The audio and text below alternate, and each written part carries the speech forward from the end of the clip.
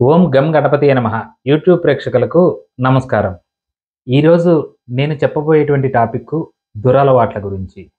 ఈ దురలవాట్లు లేదా చెడు వ్యసనాల వల్ల చాలామంది ఇబ్బంది పడుతున్నారు మరియు వారి కుటుంబ సభ్యుల్ని ఇబ్బంది పెడుతున్నారు.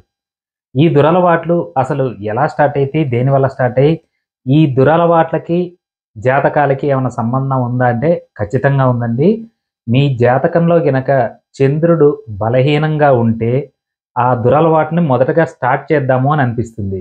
అంటే దాన్ని ఎలా అంటే ప్రాక్టికల్‌గా ఎలా ఉంటుంది అనేటువంటి ఒక ఆలోచన కలుగుతుంది. అలానే మీరు మెల్లగా కొంచెం తాగి చూడటమో లేదంటే ఏదైనా వేరే అలవాట్లు ఏదైనా కొంచెం స్టార్ట్ చేసి చూస్తారు. దాని తర్వాత మీ జాతకంలో బుధుడు బాలేనప్పుడు దాన్ని ఎలా తాగాలి? ఎప్పుడు తాగాలి? అనేటువంటి ప్లాన్ చేస్తూ ఉంటాడు. ఎందుకంటే బుధుడు కలిగించేది బుద్ధిని. కాబట్టి మనకి మనసు కారకుడు చంద్రుడు. మనస్సులో తాగుదాము అనిపించటం, బుధుడు బుద్ధిని కలిగించడంతో ఈ తాగటానికనేది అలవాటు పడతారు. ఈ తాగటం అకేషనల్‌గా తాగినప్పుడు ఎలాంటి ఇబ్బందులు కలగవండి. కానీ ప్రముఖంగా, ముఖ్యంగా చూడవలసిందేంటి అంటే శనిని చూడాల్సొస్తుంది. శని గినక మీ జాతకంలో బాలేనప్పుడు ఈ అలవాటు కాస్త మీకు చాలా దురలవాటుగా సంభవించేటువంటి అవకాశం ఉంది. అంటే ఏంటి? శని ప్రతిరోజు ఆ అలవాటుని తీసుకోమని మనల్ని ప్రేరేపిస్తూ ఉంటాడు. ఈ శని ప్రభావం వలన ఏమవుతుందంటే వాళ్ళకిది రెగ్యులర్‌గా అలవాటైపోతుంది.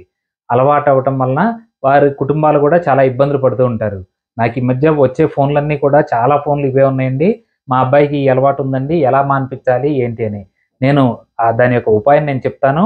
ఇంకా మీ జాతకంలో నేను చూడాల్సినటువంటి స్థానాలు ఏముంటాయంటే, మీ జాతకంలో 2వ స్థానంలో, 11వ స్థానంలో మరియు 12వ స్థానంలో ఈ 3 స్థానాల్లో గనక ఏదైనా పాపగ్రహాలు ఉన్నప్పుడు, పాపగ్రహాలంటే ఏంటి? సూర్యుడు, కుజుడు, శని, రాహువు, కేతువు. పాపగ్రహాలు మీ జాతకంలో 2, 11, 12 స్థానాల్లో కూర్చొనున్నప్పుడు కూడా ఈ అలవాట్లు మీకు దురలవాట్లుగా సంభవించేటువంటి అవకాశం ఉంటుంది. కాబట్టి ఇది ఎలా పోగొట్టుకోవాలి? ఏం చేయాలి? గ్రహశాంతులు ఏదైనా దోషాలుంటే దోషాలు సరిచేసుకోవటం ద్వారా చాలా వరకు ఉపయోగం ఉంటుందండి.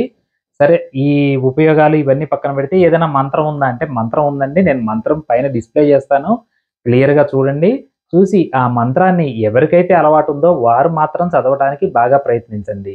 దాంతో పాటుగా ఈ మంత్రం చదవలేని వారు ఏం చేస్తారంటే, మీ యొక్క 2 బొటన వేళ్ళు ఇలా దగ్గర పెట్టుకొని, ఈ రెండిటిని మీకు తాగాలనిపించినా, తినాలనిపించినా ఏదైనా గనక చెడు వ్యసనాల జోలికి వెళ్ళేటప్పుడు ఈ 2 బొటన వేళ్ళు దగ్గరగా ఆనిచ్చి ఇలా మీరు రబ్ చేయటానికి ట్రై చేయండి. ఇలా ట్రై చేయటం వల్ల మీకు మనసులో ఆ కోరిక అన్నది నశించిపోతుంది. దాంతో పాటుగా నేను ఇస్తా అన్నటువంటి మంత్రం కూడా ఒకసారి చదువుతానండి. శ్రద్ధగా వినండి. ఓం మహాదేవాయ పరమాత్మ కర్మాత్మ శాంతి ఓం శాంతి ఓం శాంతి.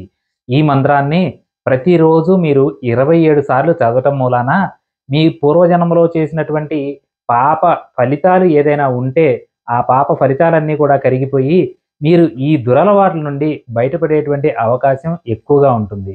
కాబట్టి నేను చదివినటువంటి ఈ మంత్రాన్ని 27 లేదు అంతకన్నా ఎక్కువ చదవగలిగిన వాళ్ళు 54 సార్లు ప్రతిరోజు స్నానం చేసిన తర్వాత చదవండి. ఇది చదివితే మీకున్నటువంటి దురలవాట్లు తొలగిపోయే అవకాశం చాలా ఎక్కువగా ఉంది. నమస్కారం.